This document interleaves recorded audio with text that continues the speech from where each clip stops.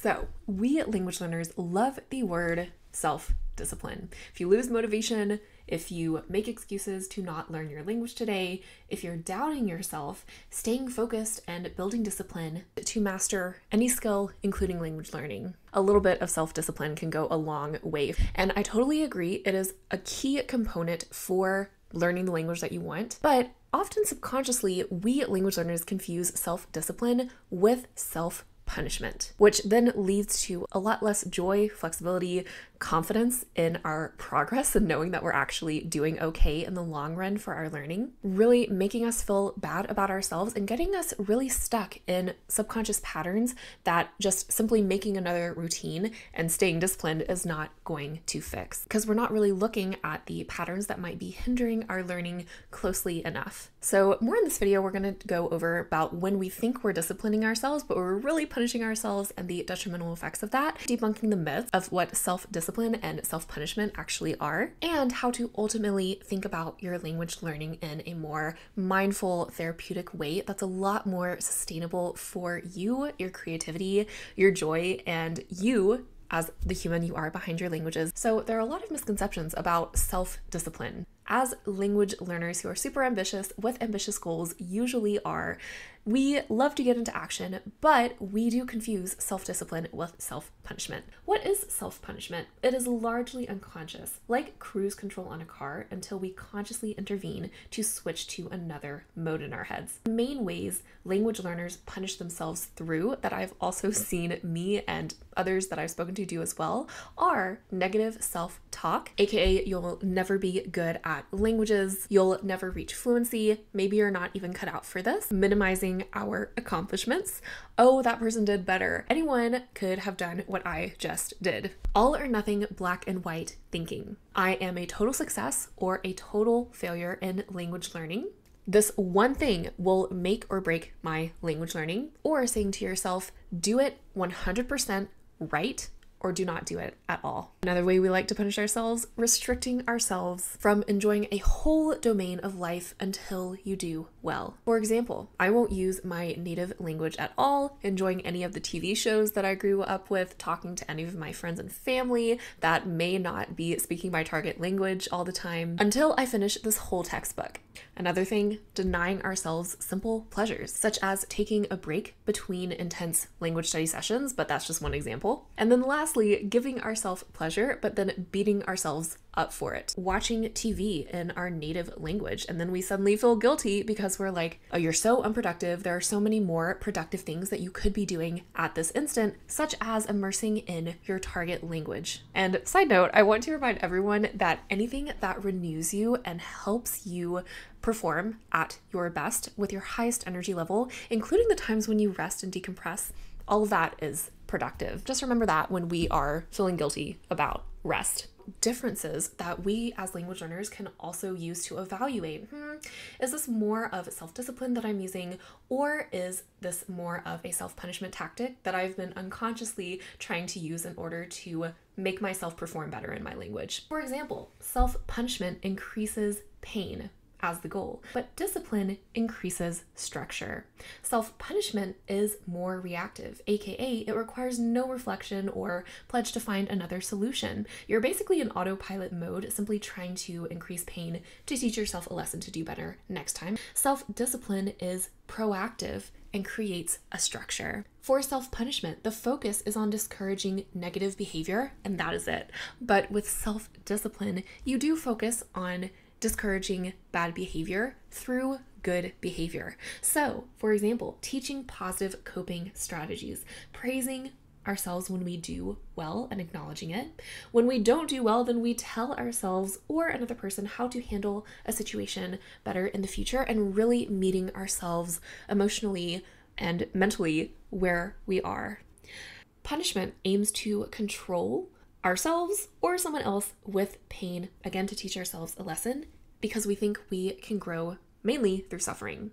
And self-discipline teaches people to empower themselves through structure and grow through joy and self-respect, right? We can always grow through not having to grind away all day to reach a goal. I also really love this quote from Giovanni Dienstmann. He is the author of Mindful Self-Discipline as a book, and he writes, "Self-discipline does not mean slogging away forever at a joyless routine of duties.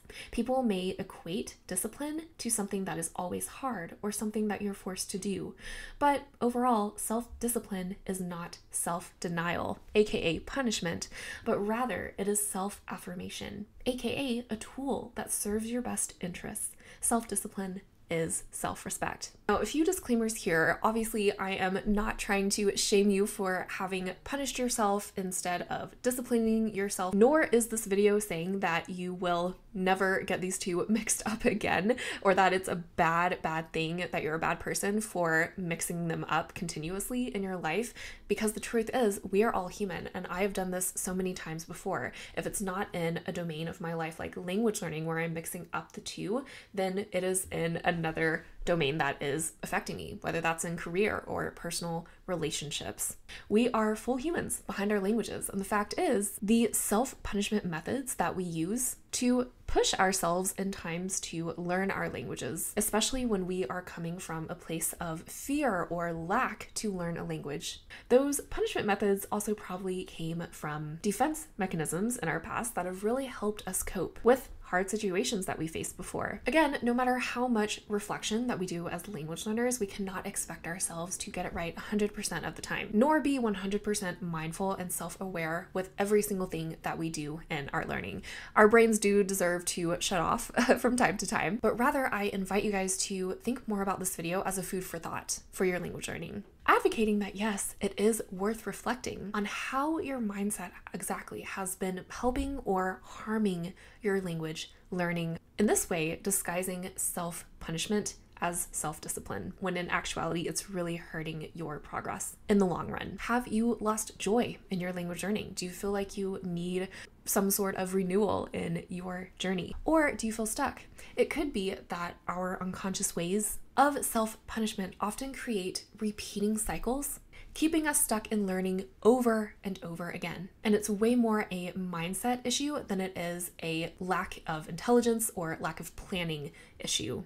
For example, I also loved making study plans for every single language. I wanted to become a C2 in pretty much any language that I touched before continuing on to the next language. And I felt like a failure every time I did not study as hard as I thought I should in order to hit a certain level by a certain time frame. The way that I thought I was disciplining myself was, okay, I'm going to take a 30-minute conversation class every single day for 2 months in French to really speed up my progress. But I was not accounting for feeling exhausted, probably almost no joy in speaking French. I was just simply racing to the end of every single lesson every day.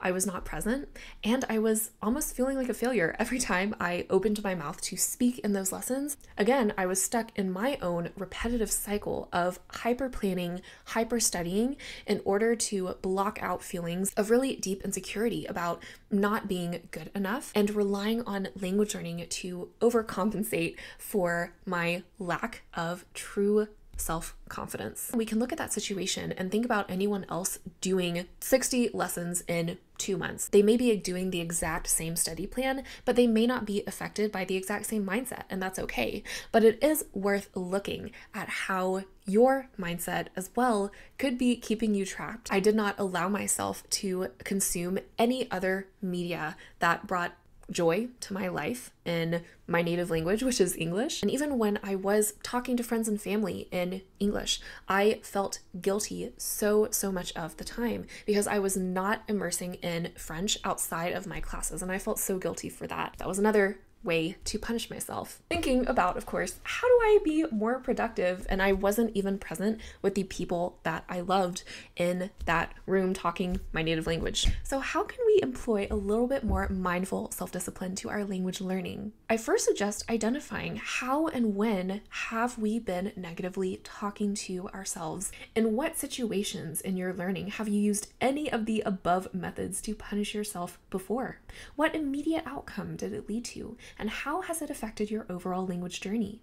If you know that these outcomes have affected you negatively, have taken the joy out of learning, or gotten you feeling stuck, and you want to change them at this point, I really suggest you think about, what is one mindset shift or grounding question you can use next time when a similar situation comes up where you find yourself self-punishing or otherwise using one of the self-punishment methods I listed earlier. Some suggestions: asking questions like, what is one way I can show myself grace and gentleness today? Something super, super simple. Is the way I'm responding to the situation in my language learning adhering to one or more of my core values? And if it's not, why might that be? Is there any sort of disconnect? And is it worth it to me to try to fix that disconnect? What human need of mine, like safety, validation, or rest, is not being met in this situation where I'm punishing myself in my language learning? Is it worth getting help for this? Do I need to reach out for support? Who or what might be able to help me with this?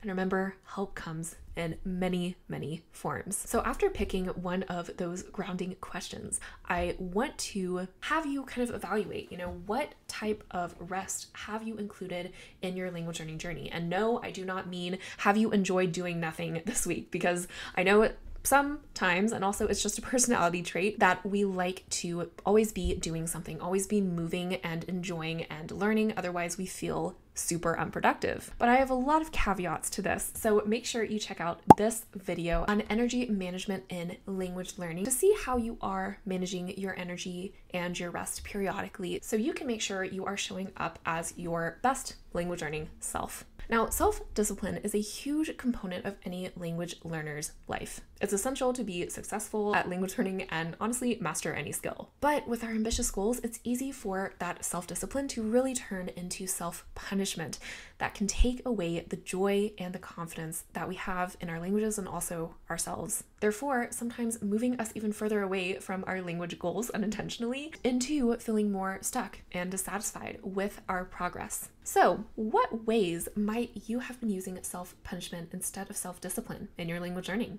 What grounding question will you use next time to interrupt the cycle of self-punishment? And mindfully check in with the human you are behind your languages. Let me know in the comments below, and check out this video for more language confidence.